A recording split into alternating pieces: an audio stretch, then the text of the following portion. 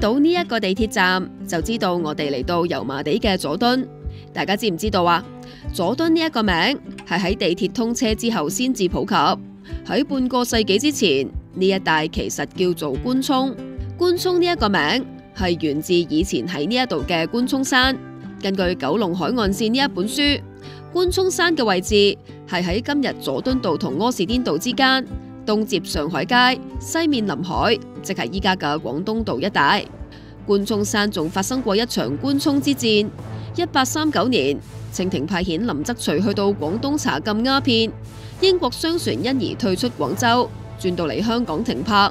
期間發生咗臨圍喜案，一名英國水手於走之後，打死咗尖沙咀嘅村民林維喜，成為咗第一次鴉片戰爭嘅導火線。林則徐要求英國駐華商務總監義律交出兇手，但義律就私下輕判了事，令到中英關係惡化。同年底，兩軍喺香港爆發官涌之戰，英軍10日之內6度突襲，但都俾人擊退。事後林則徐喺尖沙咀同官涌增建咗2座炮台。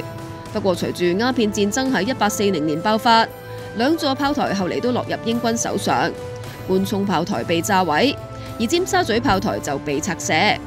香港開埠之後，1906年發生咗丙午風災，導致過萬人死亡。油麻地沿岸滿目瘡痍，後嚟政府將官涌山移平，興建咗油麻地避風塘。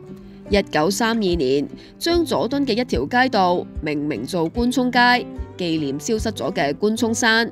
官涌街最為人熟悉嘅係呢一座官涌市政大廈。